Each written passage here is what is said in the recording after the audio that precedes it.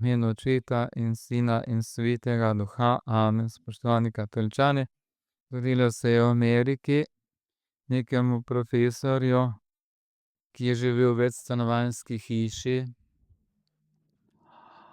Pa je, ko se je nekoč vračal s predavanja, je zagledal okrog tiste hiše, kjer je imel svoje stanovanje, pa verjetno svojo družino, zagledal gasilske avtomobile, pa gasilce, ke so gasili, in je ugotovil, da je bil požar v tisti njihovi večstanovanjski hiši. No, potem so mu rekli, naj gre hitro gor, pa vzame, kar more, pa potem ven. No, in potem, ko je šel po tisti hiši, videl je bilo vse od vode, je prišel neki človek, ki je pač bil z gasilci, pa ga je vprašal, kaj pomenijo tiste črke na dol in stanovanje in gor. Pa mu je povedal, da je pač to, da so pač to začetnice treh imen: Gašper, Miha, Baltažar. No, in potem mu je te človek rekel, pravi: "Od vseh stanovanj, pravi, edino vaše je ostalo nedotaknjeno, vsa druga stanovanja so uničena." So bila uničena. No, in ta človek pravi, da je potem tudi neko pohištvo je pa bilo uničeno noter, neločene stvari, ampak stanovanje pa celo ostalo, druga so bila pa vse bolj ali manj uničena. No, in je potem rekel, pravi, da so se naenkrat pojavili eni trije ljudje kot sveti trije kralji in mu prišli na pomoč, pravi, in mu vse, kar smo mogli, so mu prinesli in mu pomagali, da je lahko preživel tisti čas, ko je bil brez tistega stanovanja, dokler niso tiste hiše obnovili. Tako se je zgodilo, da je Bog pokazal s tem zgledom, kako ceni to, če se zatečemo k njemu po pomoč in po njegov blagoslov. Kajti tisti napis gor, 20 pa s križci vmes, pa G plus M plus M, Gašper, Miha, Baltažar, G plus M plus B. Tisti eni tudi napišejo namesto G napišejo C. In sicer razlagajo, se pravi, da so to začetnice treh imen treh svetih kraljev. In potem razlagajo, da pomeni to tudi Christus mansionem benedicat, to pomeni, naj Kristus blagoslovi to hišo. Boste rekli, kako pa naj potem mi napišemo? Napišemo C ali G, kakor hočete.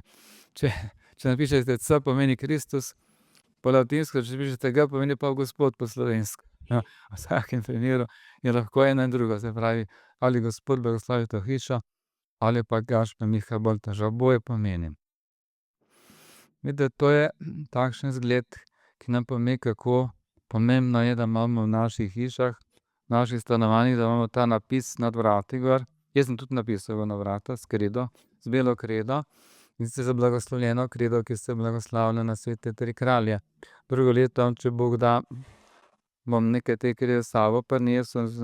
Včasih, ko smo bili še tam za klancu, smo to delili, te krede, blagoslovljeno kredo, zdaj pa nisem, ker sem se sam preselil. Ja, vidite, to je katoliški blagoslov družine. Vemo, da brez blagoslova ne moremo živeti po božji volji, biti Bogu všeč in po volji nobena družina, ne posamezna družina. In to je seveda, to je resnica katoliške vere. Vidite, kam lahko pripelje ljudi, ki se ne zatekajo Bogu v tej družini po blagoslov in pomoč in po priprošnjo, pa ve en drug zgled ene druge družine, ko sta bila mož pa žena in sta želela imeti fantka z modrimi očmi. In kaj sta naredila? Šla sta v neko ustanovo, kjer so jima v epruvetah spočili 6 njunih otrok. Potem sporočili na podlagi analiz teh 6 otrok, da je eden izmed njih pa fantek z modrimi očmi, kajti žena je imela modre oči, pa je hotela imeti fantka z modrimi očmi. No, in da je eden od teh otrok pa je z modrimi očmi in da je fantek, in sta bila vsa presrečna. In potem se je ta otrok rodil, zdrav in krepak. Vidite, kaj je bilo pa s tistimi ostalimi otroki, ki so jih v epruvetah napravili? Verjetno so jih uničili. Vidite, in skupaj z njimi seveda neumrljive duše. Vidite, to je pa zgled današnjih poganskih družin, ki ki mislijo, ki se delajo bogovi in hočejo imeti nekaj. Vidite, tako ko greš v trgovino pa kupiš, ali pa kaj jaz vem, kupiš kakšnega psa, take psa pasme, take dlake in tako naprej, ali pa greš v trgovino pa kupiš neko tako stvar, neko pohištvo po svoji izbiri. Ali pa avto po svoji barvi pa po svoji izbiri, in tako naprej. Vidite, tako se ljudje danes delajo bogove, ko so brez vere in hočejo imeti otroka s takšnimi očmi, tako barvo pa tako takšnega pa drugačnega. Ja, to je seveda smrtni greh. Uničiti ne vem koliko nerojenih otrok z nemalim dušami, vidite, zato pa se ti izpolni neka želja. Po moje jim bo tisti fantek z modrimi očmi še krepko šel na živce v življenju, pa še vprašanje, kakšno bo, jim ne bo blagoslov, ampak prekletstvo. To tako pač je. Tradicija uči, pravi, v tem, čemer človek greši, v tem je človek kaznovan. V prejšnjem stoletju sta bila, vidite, posledica, to je vse posledica izvirnega greha. Vidite, v prejšnjem stoletju sta dva psihologa, in sicer Carl Rogers in Abraham Maslow, sta začela z nekim naukom psihologiji, češ da ljudje, seveda brezbožnim naukom, češ da ljudje nismo nič slabi, nič nagnjeni k slabemu pa grehu, da smo vsi samo dobri. Potrebno je samo, da to dobro, kar imamo, da to razvijamo pa spodbujamo, pa bo vse lepo in prav. No, in onadva sta potem ta svoj nauk se pravi, življenje brez izvirnega greha, brez tega, da bi ljudje bili nagnjeni k slabemu pa grehu, sta potem v svojih knjigah propagirala in na neki način sta začela propagirati samočiščenje ali samolikovanje ljudi. Neki drug psiholog, Paul Vitz, je celo napisal knjigo z naslovom, v tem smislu, tak podoben naslov ima, Samočiščenje ali samomalikovanje samega sebe. Psihološko knjigo, ki je prav odkrito napisal, da gre za malikovanje samega sebe. Glejte, jaz imam že enkrat rekel ali pa večkrat rekel, da če človek ne časti pravega Boga, trojnega Boga, Očeta in Sina Svetega, ki se nam je razodel, potem začne častiti po božje samega sebe. No, in kaj pobožje samega, in kaj se je zgodilo, vidite, tega Rogersa je povabila neka redovna skupnost, redovnic, šolskih redovnic, ki so učile v šolah in so imele 59 šol v Ameriki. In te redovnice so povabili tega Rogersa, da je imel za njih predavanja, ne vem, koliko, celo vrsto predavanj. In posledica teh njegovih predavanj, kaj je bilo? Vseh 600 redovnic je izstopilo iz reda, vse so začele častiti same sebe po božje, namesto da bi častile Boga po božje. In od 59 šol samo 2 so obdržale, vse druge so zaprle. In so jih seveda prodali za razne klube in tako naprej, te šole prodajajo za razne kongrese in tako naprej. Vidite, to je posledica, vidite, nauka, brezbožnega nauka in recimo 2 psihologov, Carla Rogersa pa Abrahama Maslowa. Morate videti, ta nauk je prišel tudi v semenišča po drugem vatikanskem koncilu in je postal obvezni nauk v mnogih semeniščih za mnoge redovnike in redovnice na tem svetu, v katoliški cerkvi. Potem pa ni čudno, vidite, da je po koncilu izstopila iz redov na tisoče, vidite, redovnikov in redovnic in se poženili, pomnožili, častili sami po sebi po božje, vidite, nehali častiti Boga in nehali služiti, vidite, služiti božji časti in slavo in seveda zvečanju nemarljivih duš. Vidite, in to se dogaja tudi seveda po družinah. Če ljudje ne verujejo, vidite, da je bil izvirni greh, kaj nam je Bog razodel, da smo ljudje nagnjeni k slabemu, ja, potem seveda, če verujejo, da smo ljudje samo dobri, potem seveda ne potrebujemo odrešenika, ne potrebujemo Boga. Vidite, živimo sami za sebe, vidite, sami sebe po božje častimo. Vidite, in to se dogaja po sodobnih družinah. Da ljudje se igrajo bogove in ali nočejo imeti otrok ali pa imajo samo določeno število in tako naprej. Ali pa celo učijo, da sta lahko 2 ženski družina, pa 2 moška družina, zakon pa družina. In v Sloveniji je naš parlament zdaj sprejel zakon, po katerem lahko 2 ženski imata, posvojita nekega otroka, imata otroka.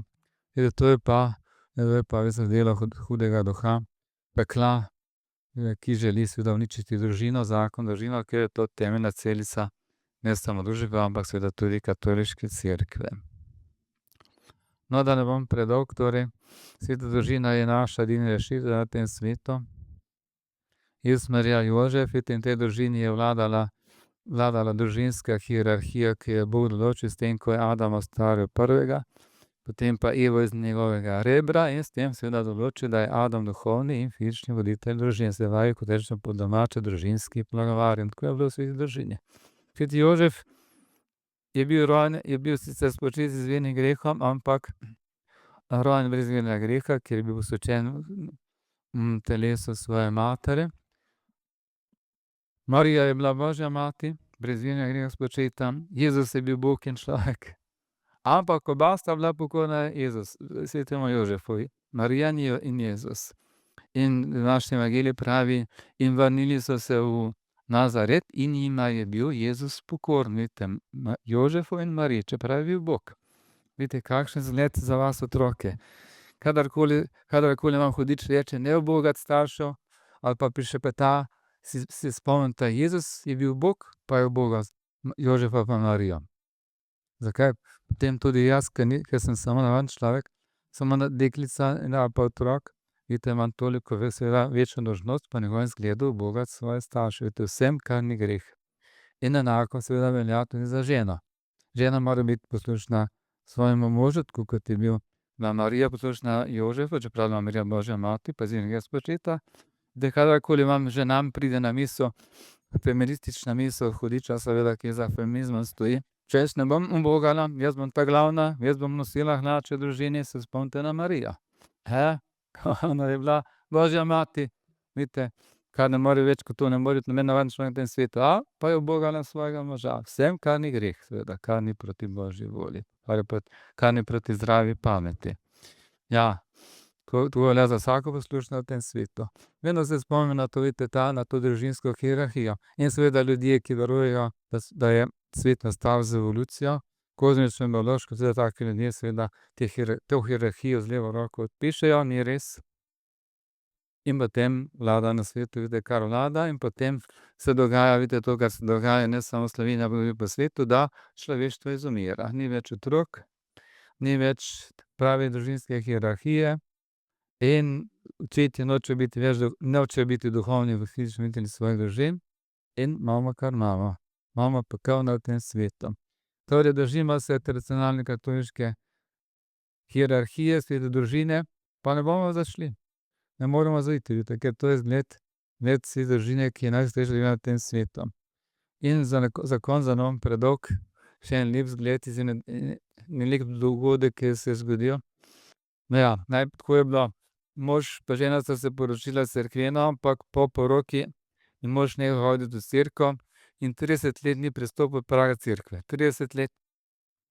Žena je ga prepričevala in tako naprej, delala, kar je mogla, ampak mož se je držal pri svojem.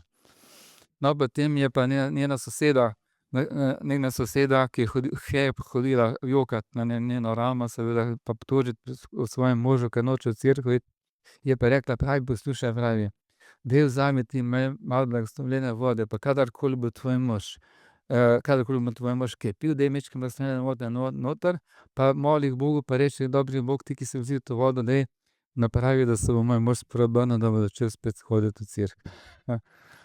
In ko je prišla 30-letnica poroke, žena je rekla, pravi mož: a ne bi šla danes skupaj v cerkev, da bi praznovala 30-letnico poroke?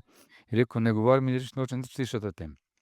Ampak ko je pa potem to vodo dajala možu, ko je pil, je pa pustila ga je pred to 30-letnico, ne da bi šla skupaj, koliko časa je bilo. Pol je pa začela to vodo vzeti, nekako je pil tisto blagoslovljeno vodo, in pravi, ta soseda pravi, ko je prišel ta čas te obletnice, pravi, sem srečala tega moža, pa je rekel: ja, greva z ženo k sveti maši, pravi, odločil sem se, da bom začel hoditi k sveti maši vsako nedeljo, pravi, in tako naprej, v tem smislu je povedal, pravi, in stvar je bila rešena. Zdaj, koliko je bilo to zaradi blagoslovljene vode, jaz ne vem, ali koliko je bilo zaradi molitve te žene. Kakorkoli že, tako se je zgodilo, ta čudež se je zgodil in po 30 letih je mož začel spet hoditi v cerkev. Ja, in jaz sem vam zadnjič blagoslovil triklarijevsko vodo, pa pa če morate kakšnega človeka na ta način spreobrniti s to blagoslovljeno vodo, pa seveda z molitvijo, pa poskusite, mogoče bo pa delovalo. Torej želim vam blagoslovljen patrocini, blagoslovljeno žegnanje sveti družini Jesme in Jožefa in da bi nekoč vsi skupaj s to sveto družino prišli, bili v nebesih za vso večnost v imenu Očeta in Sina in Svetega duha.